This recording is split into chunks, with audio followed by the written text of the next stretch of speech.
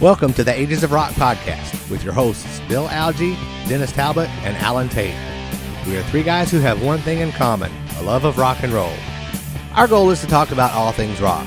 We hope you find this show intriguing, funny, and occasionally highly opinionated. Enjoy!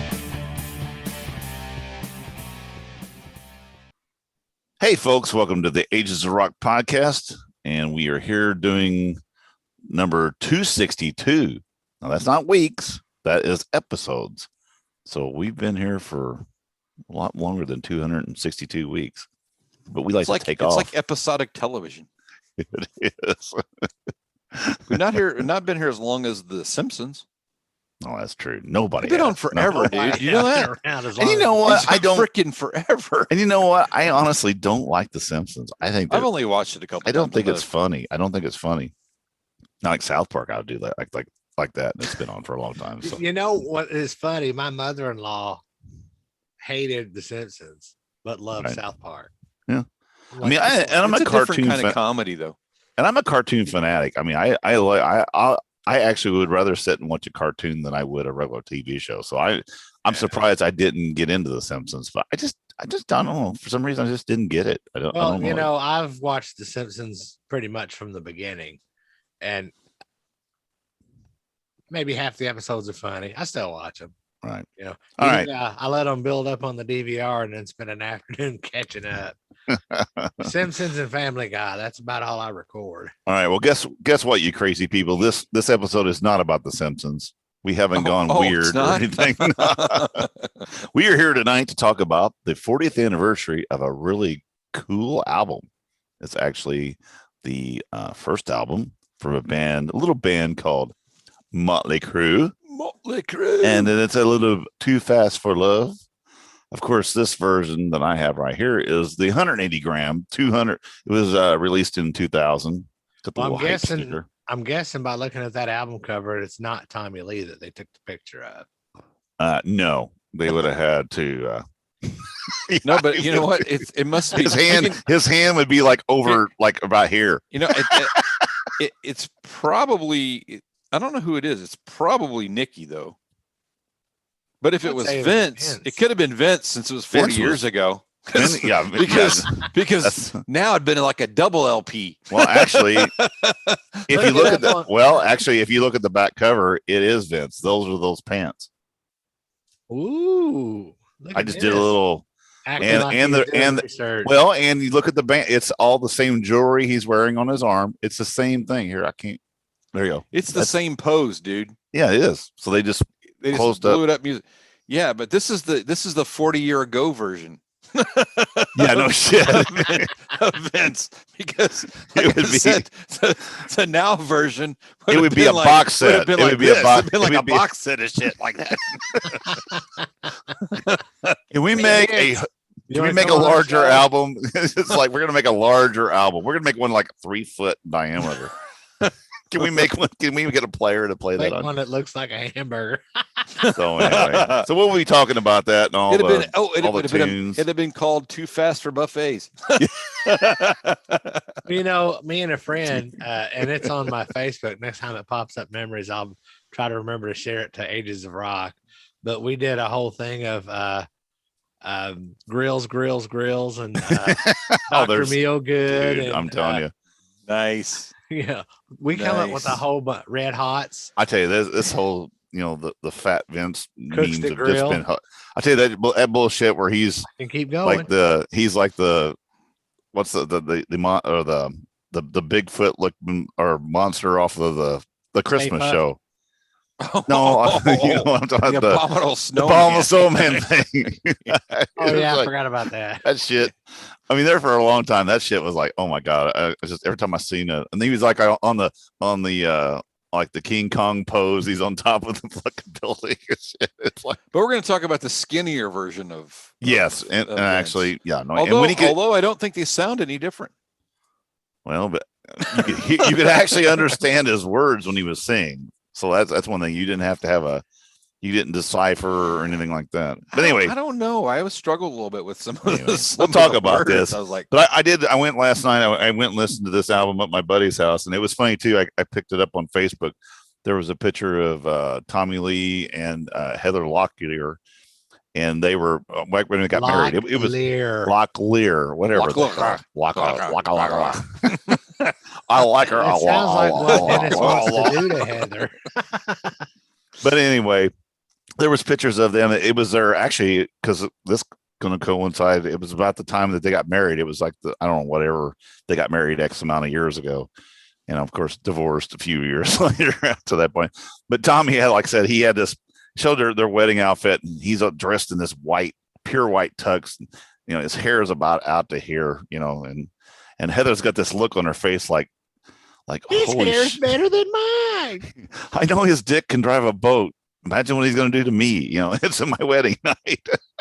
Snap like a twig. Yeah, no shit. So it's like, hello, holy moly, honk. So anyway, but it was a funny picture, and it's like I said, he had hair that all the women actually, you know, would want to have. I know at least one girl I went to high school that was jealous of his hair. I guarantee it. But anyway, so I did see that, but I mean, it has nothing to do with the album. It's a little Tommy. And Tommy was at that point, you know, he was not as cracked ass looking. He actually looked like, I mean, he was a handsome dude and didn't have near the tattoos, and you know, now he just looks weird. I mean, I don't know, he looks like something came off of a homeless shelter or something. But anyway, we're Tommy Lee, would you like to come on our show? Yeah. Well, yeah, like Tommy Lee is going to come on our show. He would come on the show and bash your ass. That'd be funny. I'd like to watch that. He beat me with his dick. I got a baseball bat, and he goes, "I have a penis. I'm gonna." Like, yeah, damn it. So anyway, but no, other than that, so what's going on this week? What you guys got? Come to records or this and news and all that. I've got just one cool thing. I shared it in our private group earlier. Dennis DeYoung has teamed up with Tom Morello from Rage Against the Machine, and they put out a song called Last Guitar Hero. Man, that song fucking bangs. It's a Bill Elam banger. Oh, Bill Elam banger song. Wow. You know, I listened to it on the way home. The funny thing is when I listened to it, I thought, man, this is a Styx song. I mean, the backing vocals and everything sounds like some old school Styx. I thought it was really fantastic. I got to that point where the vocals came in, like I said, it sounded like old choir, you know, the Styx background singers and everything. But I was listening to it on my phone on the way home, just by, you know, playing it on my phone, not earphones. And I actually turned it off. I mean, it wasn't like I want to listen to it with my ear, you know, through a speaker, a decent speaker or stuff. I mean, it sounded okay. It sounded a little corny at the very beginning, but I'll give it a second listen though. I haven't listened to it yet, but yeah, it's. I'll have to listen to it now. I'll have to. You know what? It's Dennis DeYoung. I'm gonna put that on later, boys. Well, you know, I don't have any chicken brown cow. You know what? I don't have any albums this week, but I do have. We talk about new music. I heard a song this week that I was extremely impressed with, and you know what I'm talking about. Is it the one Styx put out? No, it's one of our. No, Styx actually did put out a song. It might have been last week, but it features JY and Larry Gowan on vocals. No, the song was called "Celestial Guy." Rich song. Our buddy Rich Kosak. Kosak. He put it out on his Facebook. I think it's on his Facebook page, and now I think it's on YouTube, or not YouTube, but Spotify and Apple. iTunes. Yeah, I think today it came out on. But he had a link to the Wii file, whatever. And of course, you know, he said so much Celestial Guy, and I'm like, oh, okay, it's an A song, and you know, it's about space travel and blah blah blah. I went into it with like, this is going to be really corny. And I tell you what, Rich, lies, motherfucker. My hat off to you. It's got a great riff. Lyrics are great. You sound great singing. Like I said, I was extremely impressed. So, Rich, I'd like Rich. I talked to Rich, and we're going to feature that next week as a fresh cut on A to Z Radio. Well, cool. Is he? I know that he did that one and a previous one. Is he going to put out like an EP or something? Is that what he's working at? I really don't know what his long-term plan is. Right. But, he had shared that on Facebook, and I downloaded it and listened to it. And Jeff and Bill also listened to it. And we're like, yeah, we're going to put that on the station. Well, I mean, Rich, if you're listening to us, continue to write some music and put you an EP together, because you know what? I like it. I thought it was well done. Put it on vinyl and you'll get Dennis to buy it, whether it's good or not. Yeah, I mean, no, seriously, I think it's just I thought it was. I mean, it was well done, well produced. It sounded great. I mean, I thought, my hat's off to him. So that was my new song for the week, or my new music. Of course, I'm still on the kick where I'm not buying another album until I start listening to some of my other stuff. Well, I bought a new record. What did I do with it? And, so of course, tonight when I should have been listening to this album, I didn't. I listened to it on Spotify because I was I didn't want to come home and crank up the stereo. What'd you get, Bill? Get something new? Manilo's greatest hits. Yes and no. I got new. I got brand new. I got newly used. I got brand new but old. That's a lot of weird shit, right? It's a lot of weird shit. Yeah. So Lisa and I were in Indianapolis this weekend, and I stopped at a antiques mall thing on the way back, and I find this record.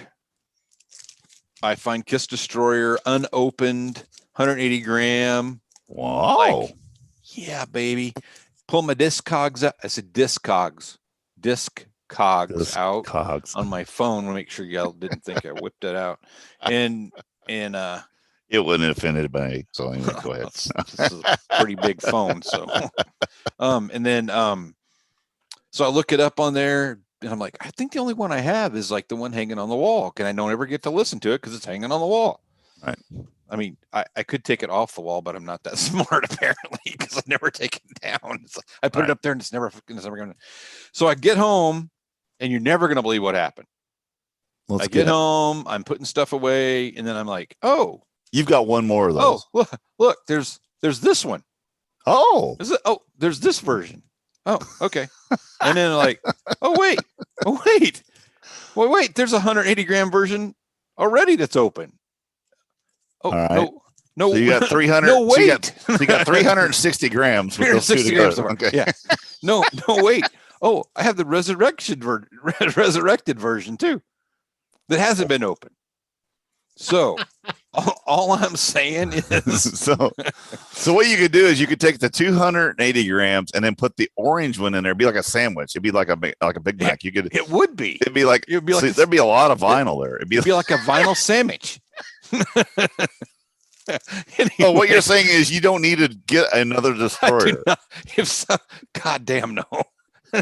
What's up with your Discogs? Do you not have them cataloged, or you just? They're cataloged for some reason. Destroys on it, and I think the reason why is because I tried to do that one, and I didn't because, and I don't know what it matters because I didn't take it off the damn wall. But there's no like label on the back anyway, because they didn't put one on the back. You gotta input it regularly. I know, but You know what I think it is? Anyway. You know what I think it is? What? Gene Simmons has cracked the code to Discog, and he's erasing everybody's Kiss albums. So when you go back out, you're buying them again. I'm like, now the funny thing is y'all all doggone Gene, and y'all are going to be disappointed when you find out Paul's the mastermind. Oh yeah. True. The problem. So the issue. I have bought a couple other records that I've duplicated, and they're like $5 records, and it's like doesn't matter. Oh, you got multiple 20s there. It's like, that Resurrected was $85 right here. Resurrected was what, 25 at Walmart? I don't know. 25, 26, $22.97. That's right. That's what I. Anyway, I still got a good deal on it. So because it was 20% off. The booth was 20% off. So I will sell this to anybody that wants it. just shoot me a message. I'll be glad to sell it to you for $185. No, I don't know. I'll sell it to you because I $1 a gram. That's what you do. $1 a gram. 180 grams. I'll sell it to you for $18.50. There you go. So anyway, I got that. Is this the unsealed one you're gonna sell? Yeah, because I already have. I mean, yeah. Okay. I don't need it sealed. I mean, it doesn't do any good if it's sealed. I've got a resurrected and an original. I really don't need another one, but yeah. So you don't need another one. Anyway, we'll talk about it. So I picked that up. And then I picked up add to. This is one of them that will help in my collection. It's a Great White. Right. So Which this one is that one? Once Bitten. So oh no, this is Twice Shy. Sorry, I got the wrong side. Anyway, this is. Do you not have that already? This is not. I don't have a red. I don't have. This is a red vinyl.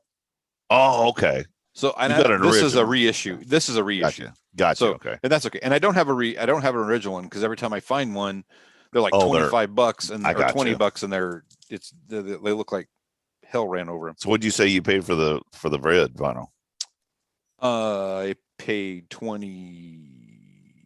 I think this was 25 actually for the red vinyl, which isn't bad. That's not bad for red vinyl. The original one was 25, and I'm like, yeah. And it's every time I found one, they were in bad shape. So that's not bad shape. The other thing I purchased, it's a great record. If you don't have it, you should get it. And it's new, and it's called Dirty Money or Dirty Honey. Right. So if you don't have this record, it is a really good record. So I picked this up. I got this off. I did not buy it. The ones they're selling on the website are autographed. Right. I got the non-autographed Amazon version. Okay. That is all I purchased this week, which is. So it's been really disappointing. I know you posted something on our website or on our little talk thing we have with a bunch of people, and I guess Walmart now is having their this week of exclusive records and stuff. So we're into Tuesday. What was this Tuesday? So we've been 2 days into their sales, and they haven't really had nothing. I mean, it's been today, like you said. I haven't even been on there because you even said that there's nothing. There's really nothing. But and then yesterday there was maybe a couple that were worth doing, but I just think their prices are high for a Walmart record. I don't know. They just seem to be a little pricey, They're 20-ish. Yeah, I know. Dollars. I mean, that's what they're going for. I mean, that's what they are new everywhere. I know, but it just. But of course, when you buy those Walmarts, you're getting, a limited exclusive, limited number and blah blah blah and all that bullshit. So yeah. Well, whatever. Anyway, so what is the thing? Does anybody know any information? And I didn't check this. And of course, I'm a great host, and of course, a great podcaster, and I have to do no research whatsoever before the show. But I saw somebody was talking about, and then I saw it on Facebook. So this Kiss documentary that's coming on A&E coming up, that's the 2-night thing. Kiss is doing a show after the last show. Is that correct? I don't even know what's going on with the documentary. I don't know what you're talking about. Okay, so because somebody that we know on Facebook got tickets to, I don't know, I don't think it was the show itself, but got tickets to a showing of it or whatever. But Kiss is supposed to do a live set after the showing of the A&E deal. I don't know where it's at, or it's Tribunal. Tribeca. That's it. That's in a different country. What's that? Isn't Tribeca in a different country? I'm asking you guys. That's what I didn't know. If maybe it's in Canada. Here, I know it's in Europe. That's in Europe. It's like France. Or something, so Tribeca is a confirmation for joining Kiss. It's in New York. It's Tribeca is a neighborhood in New York. Okay. Yeah, well, that's where it's at. That's where it's coming from. So that's where it's coming from. But I don't know anything about. I don't know if it's going to be like on a movie screen kind of deal, live feed, or I don't know. Well, they have a Tribeca Film Festival. So I wonder if it has something to do with that. Kiss to perform at Tribeca Film Festival after documentary debut. There you go. So they're actually going to perform. Yeah, okay. That's what it says. Interesting. Okay, thank you for figuring it out for me. Well, I just did a little crazy thing and just Googled it. Well, I know, but I'm also, I didn't have a chance to look at it, or I just thought of it. I just got on to Google. I just got on it. So anyway, So that'd be interesting. I guess what you think they'll play the same fucking songs they play every place else? And well, of course they are. They can't. They only have a 3-song set list. oh, is it just 3 songs? Yeah. Let me guess. Rock and Roll All Night. So it's June Rock City. 2-part film will then. that. Oh, so they're playing, and then it says the 2-part film will then air on A&E over 2 nights on June 27th, 28th. So is it June? Okay, I need to write that down because I'm gonna forget that. 27th and 28th of June. Okay. Yeah, I have to figure out how to get A&E after I get rid of all my cable stuff. Actually, it'll probably be you get. I'll talk to you later about that. We did that. We dumped the cable and kept the internet. Yeah, and I can tell you the easy way to do it. We just split our bill less than half of what we were paying before. Yeah, and getting more channels we know what to do with. So all right, so there you go. I didn't know they were playing. I didn't know they were doing a live thing. Yeah, so they were doing a live thing. So I don't know. I wonder if that live, if it's live, are they going to live feed it also, or is it? I mean, I know the people going to be there. Well, they're probably going to try to set a world record for the most explosions in the middle of New York City, and they'll probably have it all timed perfectly, so you don't see the beginning of the band when they come out. Oh no, wait, that's the last event they did. And then, Lord, probably fire the producer or whatever. Anyway, yeah, who knows? Yeah, that'd be cool. That's all right. People are. I'm still telling y'all, they did that on purpose. That was done that way on purpose. Yeah. You think? You really think? Yeah, and I will explain why after a while. We'll explain it now. Nope. He's telling you later. Damn it. Mm. You know, he holds all the power, and he does wields us over us every now and then. And sons of beats bitches us with it. It's just a conspiracy theory that I have, and of course, nobody hardly ever pays attention to what I say, and that'll be the one thing that will get back to the big camp, and then I'll be excommunicated from the Kiss Army forever. Oh, how deep? How deep are you in the Kiss Army? Yeah, how deep are you in the Kiss Army at all? I was never a member, never an official member of the Kiss Army. No, yeah, me neither. Unofficially discharged. I never was either. Did you see today on Facebook though? Too, somebody had. I don't know who posted them, but they posted all these like 400 pictures from the Kiss Meets the Park or the Park Phantom. Kiss. I never get that right. Phantom of the Park. Well, whatever. Whenever they go to that park and they play, and they get robots. It's called Magic Mountain. I know where it's at. I've been there. I thought I was like the worst real Kiss fan because of all the half-ass shit I know. I'm a huge Kiss fan. I spent enough money. It's not me. I bought my fandom. How's that? No, anyway. But somebody did all of the one that was it Barry Levine or Levin or whatever, whoever did all those photographs. They posted like 400 photographs today and this one file. And I was sitting there at lunch going, holy shit, there's some great photos in here. And they were mostly of Gene, but it was kind of interesting. So anyway, greatest movie ever made. My dad found that in the garage, by the way. He sent me, he goes, should this go in the trash or in the mail? And it's the VHS cassette tape. I'm like, that needs to go in the mail. Yeah, I have one of those. I have a VHS. I got a DVD too. I have both too, but I'll figure out, collect it, and save it. Yeah. So anyway, I managed to get a copy of the Cheesy Flicks version of that before they pulled it from the market. The Cheesy Flicks version. What's that? It was basically, I think it was Attack of the Phantoms, which was the European theater release. Oh, okay, I got you. And I got it and never ever watched it. I've actually only ever watched the movie from beginning to end once in my entire life. That's a gift. I saw it. I saw it the night that it actually came out. Yeah, I watched it with the commercials, and I've seen it a couple times. I mean, it's fun. As long as I was living under my mom's roof, that shit is not going to be on my television. So there's that. I was 8. Knights in Satan's service. I was 8. No, she just didn't like them. Yeah. So anyway, all right. Anybody else got anything else? Any kind of shtick or anything they want to talk about? Something on the show. I already talked about shticks. I know, no shticks. Let's not talk about your shtick though. No, my shtick. It's a short subject. Nobody want to hear about that. It's a short subject. Oh, well, I can tell you, I got duped earlier. We can talk about getting duped. Sure. I got all excited for no reason. Get duped. I'm at dinner with some friends. Lisa and I are at dinner with some friends, and I'm flipping around. We're talking about going to shows. Oh, this is the one that you duped me on. Yeah. I got duped too. Yeah. Go ahead. So I'm looking around. I'm like, I we're talking about shows. I said, I like to really go to a show at Red Rocks or whatever. So I pull up the Red Rocks amphitheater schedule for the summer. Off I'm through there and I see Foreigner Orchestral on there. I'm like, holy mother of God, that would be awesome. I'm like, all jazz. I'm like looking through there. I'm like, okay, it's Wednesday, July 21st. Right. That's awesome. Buy tickets. And I click on the buy ticket thing and then it pops up. I look down and I'm like, oh, Foreigner at Red Rocks Amphitheater on July 21st, 2021 has been canceled. I'm like, whoa, son of a bitch. So I screenshot it and I sent it to Alan and Dennis. And Dennis sends thing back, damn, I'm on great vacation that week, man. We got to figure out how to go. Blah, blah, blah, blah. And I think I can make it. And I'm like, it's canceled, dude. He's like, and I go, I just read it. God damn.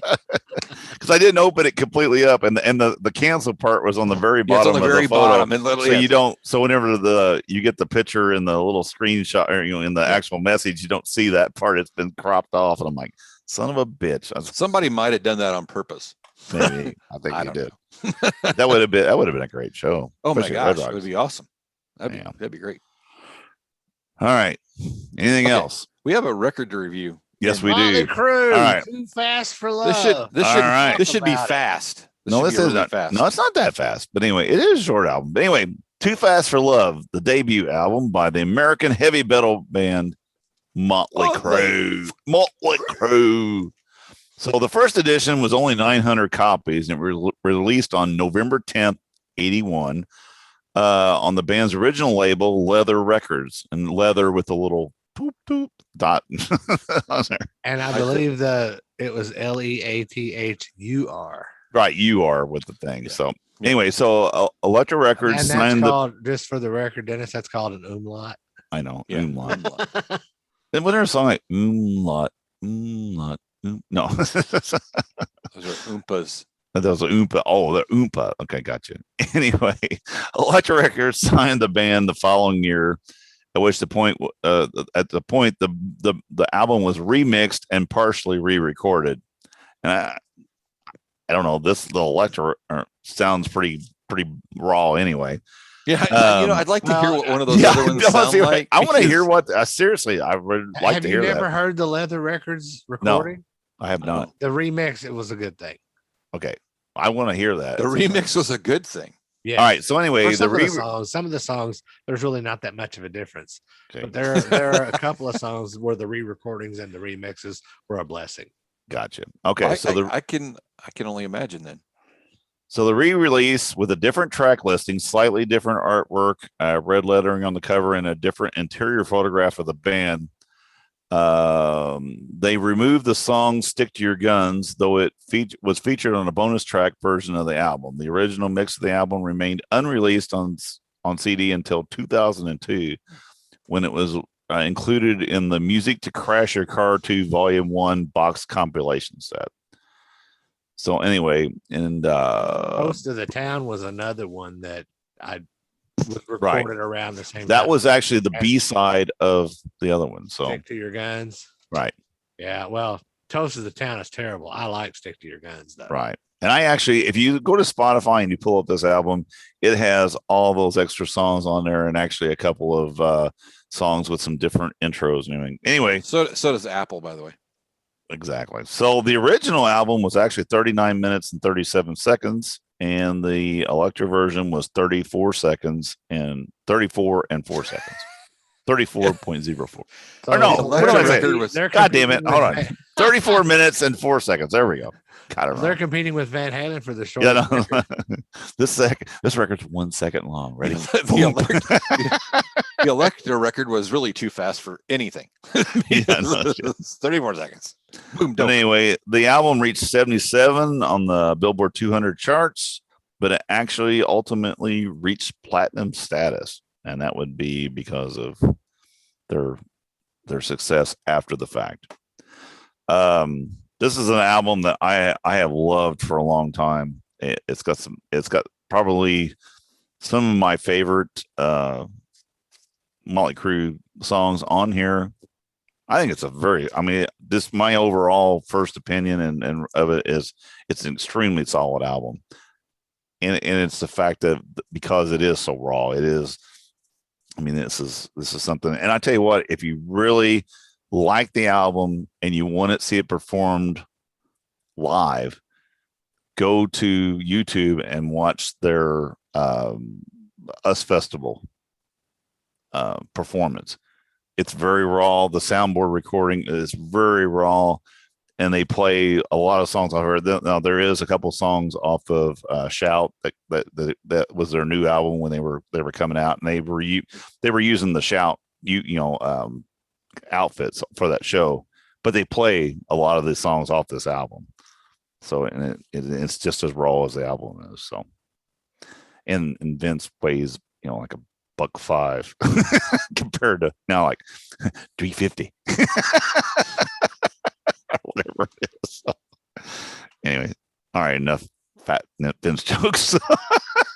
We'll never have him on the show. But anyway. I don't know about you guys, but 40 years ago, I didn't weigh what I weigh now either. No, I didn't say it. No, I was a skinny little twerp too back then. I was like a $1.05. Yeah, 40 years ago. Yeah, I was 15. I was probably 160. Honest to God, I was 172 in college, and I weigh right now 257. Oh, something got all up. Yeah. So gaining weight, something I'm really good at. I am fucking successful. If I can make money like I make weight, that's called the path of least resistance. Exactly. I'm right there with you. When I graduated high school, I weighed 105 pounds. Seriously. Wow. Holy shit. That's a buckle. Pictures of you. That's a skinny Air dude, Force, man. I almost didn't weigh enough to get in. You were an officially a $1.05. We joke about that, but you were a $1.05. Did you go into when you went into the service? Did you have to wear like a really had to do like Barney Fife and wear that chain? He had to wear weights. There you go. Yeah. All right, so let's get off of the weight topic and I can't wait anymore. All right, so anyway, we're gonna start off side one, and the song is called Livewire, and we're gonna go just around my screen as we're going. That would be Mr. Bill goes first. Great opener. Okay. Great opener. All right. I agree. It is a great opening song. It is. And, as Bill's mentioned a million times, and we all agree with him, that's what you got to do. You got to catch us with that first song. You got to hook us up. Well, I will say that, Shout at the Devil is my Motley Crue album. Right. But Livewire is probably in my top 10 songs. Mm-hmm. Yeah. It's a great to me, it's a great a live song too. Whenever they're playing it live, I mean that's a great deal. And you know what? The music producer Bruce Dickinson would agree with us because he likes a lot of cowbell. The Bruce Dickinson, because more cowbell is always good. This record is all cowbell. I was going to make my comment. I was good. I too. I think Bruce Dickinson has a mention on here somewhere. I'm pretty sure that we were all going to bring up the cowbell. I didn't realize that till I listened to it yesterday and today. I'm like, yes, the whole damn record is cowbell. I was up at Rod's last night, and he made that comment too. He's like, going, man, there's this, and there's like that one. I can't remember. Was it Come On Dance? It's got this odd cowboy. It's like, I mean, it's like one. I think in that song, not only do they have the cowbell, but they put fucking reverb and delay on that damn thing. Yeah, it's fucked up. It's like they take cowbell to the next level. But back to the song Livewire, I also really dig their low budget music video. Oh yeah, that's where they catch Nikki's legs on fire and all that shit. But anyway, no, that is one it's going to grab you by the boo boo, and we're going to let's start this out. It's going to be a great. Never heard that before. Grab you by the boo boo. Oh, I wonder which stick Tommy plays the cowbell with. He may not have to. He could do rolls and cymbals, and all of a sudden it's like, where's that cowbell song coming from? For those of y'all who just listened, the look on Bill's face made this whole episode worth. Even if we stop right now, the whole episode was worth it. No shit. All right. So following up from Livewire, we have the song "Come On and Dance." Ding, ding, ding, ding. Okay, what do you guys think about that, Mr. Bill? Good song. Man, you're just. No, I mean, can you use less words? I mean, really, you're going way too out there tonight. Okay, is it literally one word? No, it's fine. No, okay. No, I'm just reviewing the record. I'm just teasing. Like, okay. It's like, hey, any song that they can get the phrase Pepsi Sheen, great song. I didn't even hear that. So there you go. All right. So anyway, I Come On and Dance. I like that too. I like the chord progressions in it. There's cowbell in that song. Imagine that. Well, I was going to mention the cowbell in that song, but we already talked about it, so there was really no point. Well, I had to bring it out because that's my favorite part of Livewire. There's not a whole lot of cowbell with that one. Tunk, tunk, tunk, tunk. I mean, that's great. This song, but Come On and Dance has got some cowbell. It does. Yeah. All right. So we're going to go to that, to Public Enemy #1, Mr. Bill. Not my favorite song on this side, but not my least favorite song. Okay, that's fair enough. Yeah, Mr. not Allen? a bad song, but yeah. I've never heard. No, just kidding. What? I've never heard that one before. What? No, seriously. Honestly, of all of the songs on here, I like them all except for one, but this is not it. But I think this is a great song. Right. Yeah, I think it's a little more. I don't know. It's a little more corny. I don't know. It's not quite as, you got these guys and you look at them on the back and they just don't quite fit. But this is one that when I hear Vince singing Public Enemy #1 and then, oh yeah, I can see him shaking his ass when he's saying, oh yeah. Right. Or at least you don't want to see that. You don't want to see that. Livewire video. How he shakes his ass. Yeah. You see it now, you like be breaking shit, whatever. So you'd be like, all right. Yeah, it like I said, it is a good song. It's not my favorite on the album, but it's not my worst song on the album.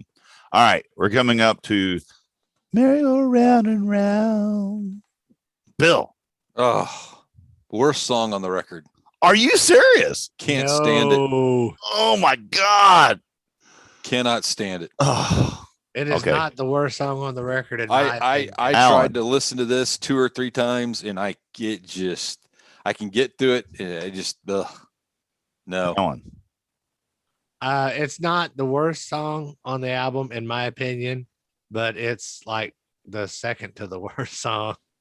I still like the song, but if you're ranking them in order from best to worst, for me, this would be next to the last. Yeah, wow. Even though I love Livewire, it's my #2 song on this album.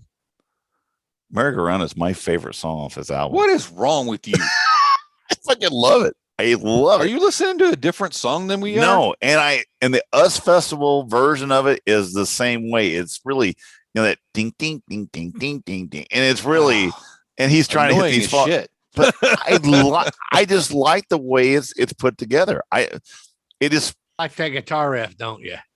Well, not necessarily. I just think it's a really well put together song. That's just my opinion. I know it's probably wrong. I've got your opinion to this one right now. But no, it is. It is. Opinion. When I think about this album, whenever I think about this album, though, it is my first thing I think about on this album. I love that song. All right. So interesting. Wow. All right. We're going to finish out side 1 with a song called Take Me to the Top, and it'll probably take me to the top of side 2 once it's over. So anyway. Yeah, take me to the top and you flip me over. All right. Mr. Bill, what do you think? Great song. I definitely like this song. This was one of my on the record. Actually, that's one of my favorite Motley Crue songs. Okay. Just something about that song. It's trying to find the right words. I don't know. Keep going and I'll think of the right word. Okay. Alan. I really like this song, but the one thing that drives me crazy, and it's just the 3 T's in a row, take me to the top. There's too much. There's too much tug going on. And it just, I can't listen to that with headphones on. Right. I have to just have speakers on. I can deal with it there, but headphones or earbuds, fuck, I'm skipping that song. Wow.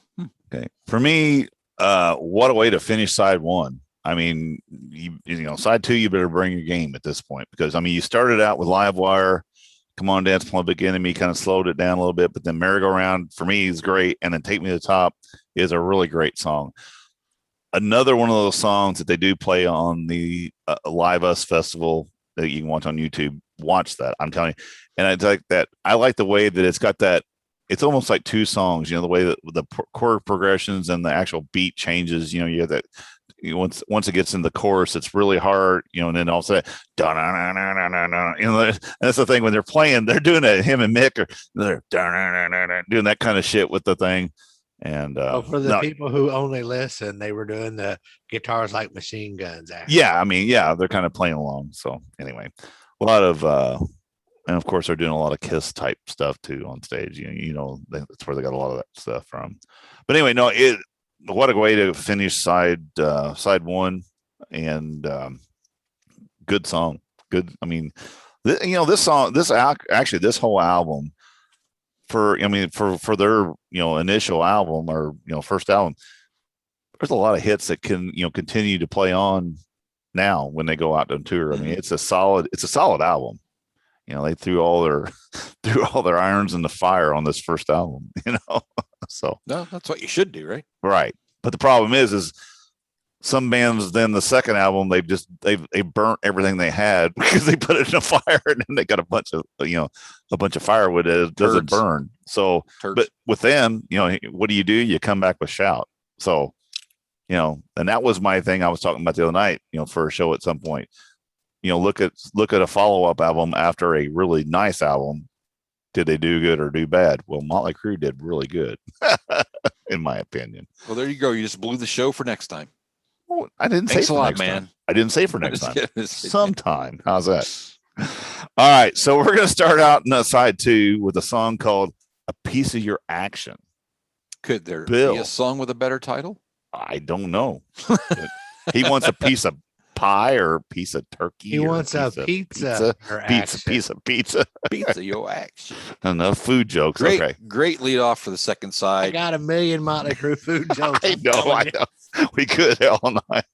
To your point, Take Me to the Top ends the A side, and you flip it over, and it just keeps on hammering it home. So exactly, yeah, keeps you in it. Keeps you open the next side. Keeps you going. Keeps you interested in it. Gotcha, Alan. Yeah, what Bill said. Ditto. Okay. Ditto. Did somebody say ding dong? What? No, what? Cupcakes? What? Twinkies? Buffet. Yeah, I agree with you both. Like I said, you know, here we opened and closed the first side with great tunes, with a bunch of great stuff in the middle, and now we're side two. Great tune. And I just like I said, I don't know who is it. Is it Nikki that wrote most of this stuff, the music on these things? That would be correct. He wrote the lyrics. Okay, but what about the music? I mean, did he kind of come up with these, or this like a lot of mix? I would imagine that would have been him and Mick together. Right. Well, whatever they did together, there's some of the greatest riffs on this album. I like the way they put together. You know, the guitar licks are really good. The riffs are good. I like the way the song's just not a basic 3-chord progression song with a, you know, you got your chorus, your thing, and then lead, and then back to the chorus. These songs break down and they do a lot of different things. So I like it a lot. That's one thing that I like about Mick Mars in general. Right. Is he doesn't play the same old shit. No, he does not. I mean, and you know, he doesn't play a million notes in a minute, but what he does play is very well done, you know. It's kind of interesting because with him, unlike some other, like if you hear an Eddie Van Halen song, and if you just heard just his riffs, know it's Eddie Van Halen. Right. I don't think Mick Mars, like you guys said, it's really hard to distinguish that's Mick Mars because he plays so much different stuff. There's not this one he has that he's in. Well, but he has a style. I think it's a sound more than anything. I mean, I can pick Mick Mars's Angus sound Young, out. they all sound the same. Right. You know, you can pick them out. They're all Ace Frehley. You could all pick them out the same, but I just never thought, I always thought that Mick always had a different sound. And Mick, I got to give Mick credit for his live performances, because of course, you know, in a one guitar band, you know, he does well in filling in it. And, you know, and Nicky's not, you know, he's not Geddy Lee. I mean, Nicky is a basically stay on the chord. Potatoes. Yeah, he's stay on the chord, and I'm just going to go boom, boom, boom, boom, G, da, da, da, da, D, D, D. You know, he's not doing anything fancy. He's not doing any kind of runs or fills or anything like that. But so Mick's got a lot of work to do on these songs, and especially in a live situation. You know, of course, a record you can do an extra track or whatever, but I know live, musically wise, I think Motley sounds really good live. It's their vocals that you know are subpar, and not Subway, subpar. Another one. You can't get a quarter pounder at Subway, dude. Just saying. That's true. You can take them those meat sandwiches, they'll make them real thick and shit. So anyway, it's still food. All right. We're going from that opener to Starry Eyes. Mr. Bill. Not a bad song. Probably my least favorite song on the record, but actually I like the whole record. It's just that's probably I thought your least favorite was Merry-Go-Round. Yeah. Well, that's true. This is probably my second. I'm trying to keep you on. I appreciate that. This is where you say my least favorite on side 2. My least favorite on side 2 is this one. My least favorite on the record, entire record, would be Merry-Go-Round. Gotcha. Okay. Because I always want to hear a metal band talk about playground equipment, because hey, they're dangerous. Merry-Go-Round is a dangerous piece of equipment. You could fly off there and break a nail. People get maimed on those things. They get sucked under and everything. All right. I can see some kids' legs flying around in the air. All right. Alan. I really dig Starry Eyes. Yeah. Cool. Anything else? Nope. On straight to the point. Okay, Starry Eyes. I got to agree with Bill. It's my least favorite on this side. And you notice how this is like the middle song on both sides are, for me,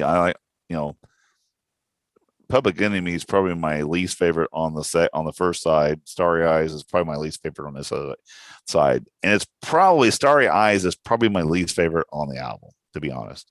Because of course I love Merry-Go-Round. So, but that being said, Starry Eyes is not a bad song. This whole album is there's not a skipper on this album, to be honest. It's a boat without a captain. We disagree with you. It has it's 2-1. You're wrong. Okay. Anyway, all right. So anyway, but Starry Eyes for me is just it's a nice filler song on that second side. All right.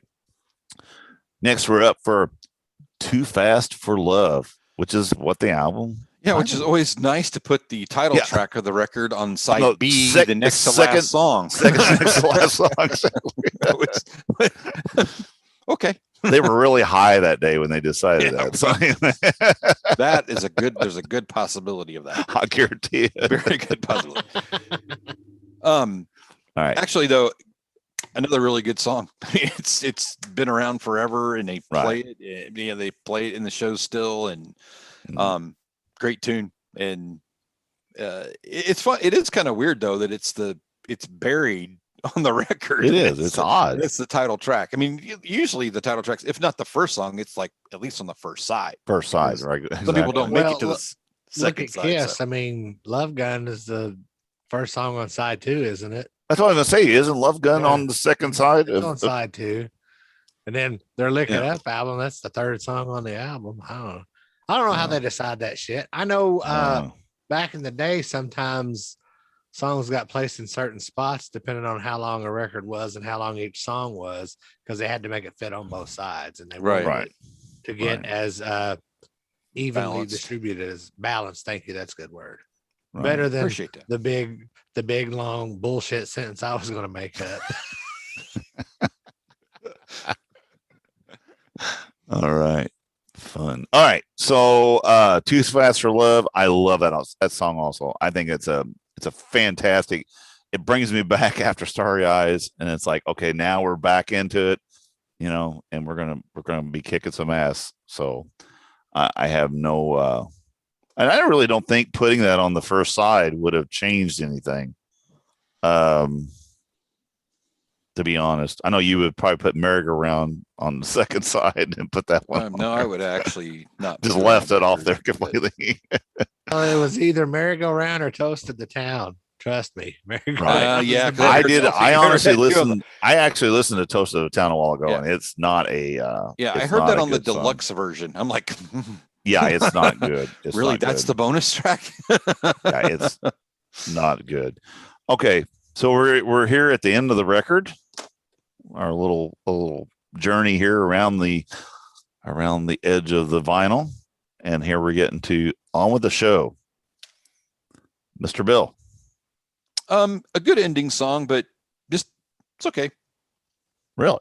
Yeah. Okay. I mean, I think it's a good ending song. I just don't. It's not like I agree with you that record. It's a good song. It fits a record. It's not a problem.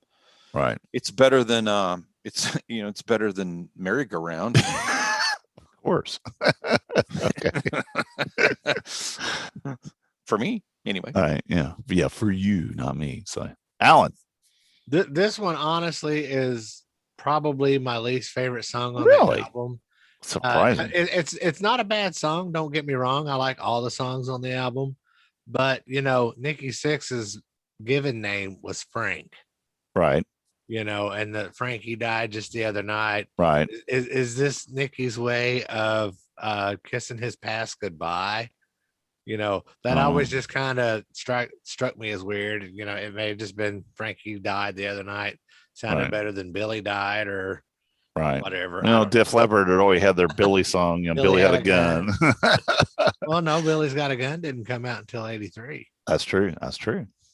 Okay. Well, personally, useless Def Leppard trivia in the Motley Crue show. I personally, I think it's a great ending song. It's one of those things, I don't know. It kind of has a final theme to it, I guess. And then basically continue on with the show. So let's continue on with the band. And I don't know. I think it's a great tune. Like I said, personally, I have no tune on here that I will skip. This is a skipless album to me. I can listen to the whole thing all the way through and really not get tired of it. I've listened to this album a shit gob of times, and every time I listen to it, I have a good time listening to it. I mean, I got you smile when the cowbell happens. It's just like I don't know. I don't understand how this has not been, the cowbell thing has not been brought up on this record like every single time somebody talks about it. But it is. I mean, there's a lot. It's like a shit ton of cowbell. I mean, a shit ton. And I don't think they didn't continue that. Shout didn't have. I mean, I don't think I've ever heard a record on the Shout at the Devil album. They graduated to a church bell. To a church bell, the gong or whatever. Like that's true. That's better. They traded in their fucking cowbell for a huge bell. Somebody take Tommy's cowbell. He's pissing us off. I'm telling you, there's somewhere on here. There's the Bruce Dickinson produced some of this thing at some point. He was in the room, at some point. But anyway, no, it is. I mean, it's a fantastic album, and if for some reason if you're listening to this show and you have not heard this album, which I don't think is even possible, you need to listen to it. You need to listen to it today. I do like this the cover of the record cardboard thing that comes on the lyric sheet on the backside. That's a great. I don't know if that's in the. I don't. Let's try to be. Let's try to be Kiss. Let's try to be. We got the candelabras. We're trying to. All right, let's go a little. Now, do a little. In Motley Crue's defense, I will say I'm pretty sure Kiss stole the candelabra idea from Arthur Brown. Oh, of course. Well, nobody's had an original idea in 300 years. Everybody stole something from somebody. You know what I'm saying? Absolutely. I think. But didn't Kiss come back and steal the cherry pickers from Motley Crue? Deal, right? Well, see, now the thing is, if you're going to steal, don't steal a piece of glass, steal a diamond. Well, what you do is you don't use the same company that did the last tour for this other band, and they're going to bring their same shit back out. Because you know what? We got these cherry pickers that we don't know what the hell we're going to do with. Like, would you like to use them? Use the same tour band, the same tour stage set that somebody else used. So whatever. Exactly. Hey, nobody's counting. Like, who gives a shit? But anyway, that's how you keep yourself in the, hey, PR. Attention. I need attention. Okay. My band's not on tour because we signed a cessation of a tournament agreement. So right. So anyway, we got some we're willing to violate. Right. So anyway, but we do have some we have some ideas for some shows coming up, and I think you're all going to enjoy them. If there's anything you would like us to talk about, contact at agesofrock.com. That, or just on our Facebook page, whatever, mention that on there. If there's anything you don't want us to talk about. Yeah, if you don't want us to talk about. Dennis at contact at agesofrock.com. Yeah. And if you would like us to talk about all the illegal stuff that you're doing out there, send us $100 to eat. Yeah, to eat. And we won't say a word. But no, we do have a lot of stuff. And like I say, if you got any kind of record anniversaries that are coming up and that we haven't done, and you'd like us to talk about it and hear what we think about it, if you really give a shit what our opinion is, let us know about that also. So other than that, I have nothing left. I am spent. He's tapped out, spent. people. I'm spent. I'm ready for a nap. No. I've been ready for a nap for like 2 weeks. Yeah, no kidding. All right, Alan, you want to haul us out of here? Sure. Visit us on agesofrock.com. Check out our past episodes, social media links, and all of that good stuff. And until next time, peace out, people.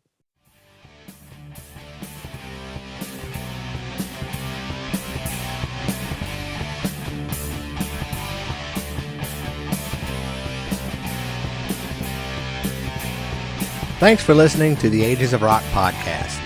If you haven't done so already, be sure to subscribe to our YouTube channel, like us on Facebook, and most importantly, tell all your friends. Remember, you're never too old to rock. Until the next episode, peace out, folks.